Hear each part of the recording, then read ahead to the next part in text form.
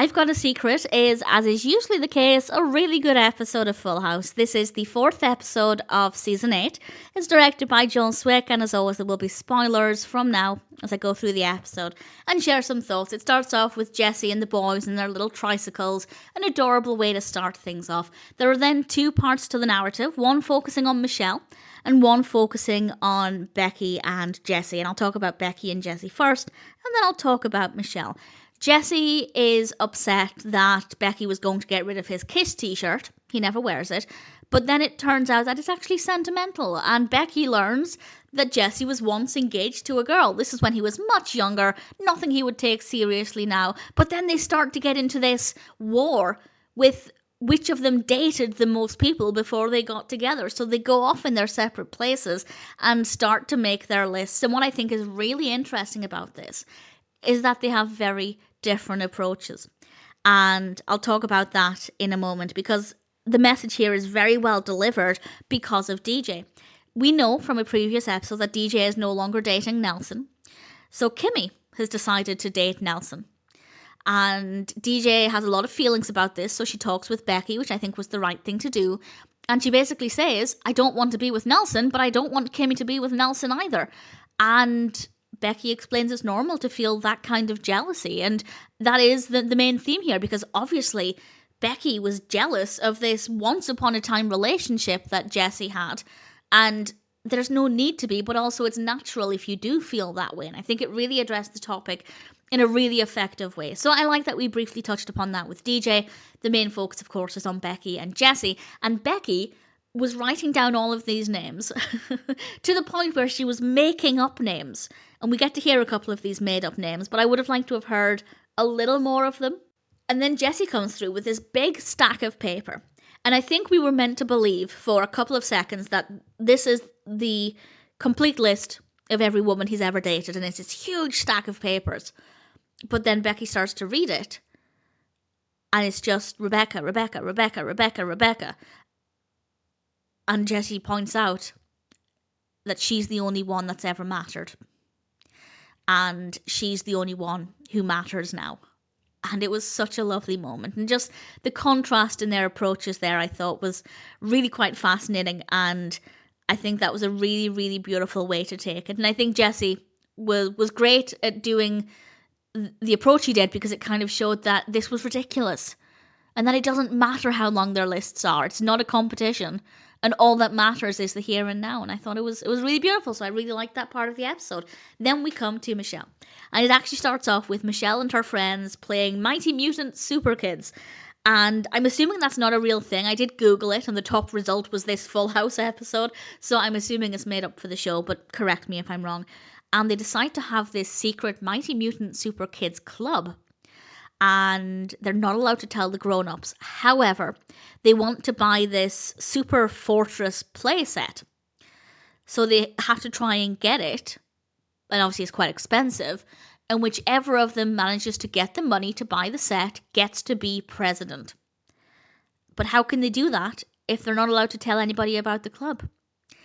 Well, Michelle eventually tells Danny. And Danny says no. Because it's not her birthday, it's not Christmas, it's very expensive. And as Joey pointed out, it's also sold out. So it's not looking great for Michelle, or indeed any of them. If it's sold out, nobody's going to get it. However, Danny put his foot in it. And I like the fact that Danny took Michelle seriously here, because Danny goes into Michelle's room when the friends are there, and he happens to mention the club offhand. And of course, the grown-ups weren't meant to know about the Mighty Mutant Super Kids secret club. And the kids kick Michelle out of the club. Now, obviously, to us as adults watching it, it's kind of like, well, what's the big deal? It's just a silly little made-up club. Who cares if the grown-ups know about it? But obviously, when you're a child, these things are really important. It's fun, it's secretive, it's mysterious, and also, you don't want the grown-ups involved. So while I don't agree with their actions, I can understand it. As an adult viewer, obviously it seems ridiculous, but I think it's very believable given the ages of the children. And as I said, I like the fact that Danny didn't just say, look, you're being stupid. It's just a little club. Stop putting so much emotion into it.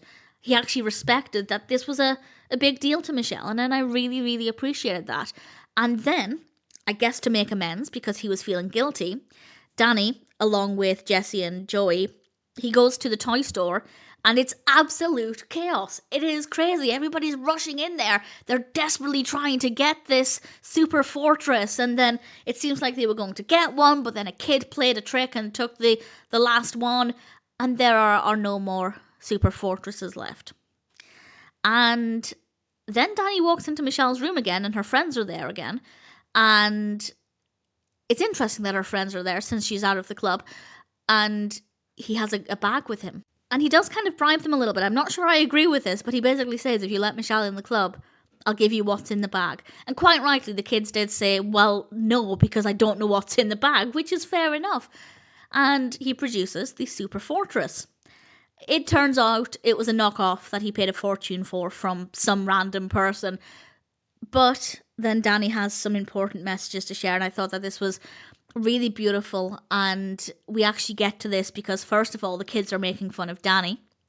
And this is because he got a faulty one, a knockoff. And Michelle stands up for him.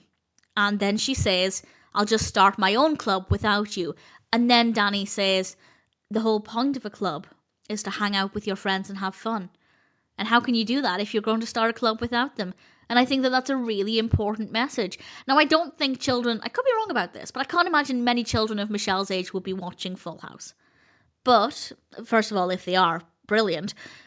I don't know. I don't think I would have liked it at that age. But certainly parents or caregivers, guardians watching this, and if they have young children going through something similar, I think there are some great lessons from Danny on how to handle this, the bribery aspect aside.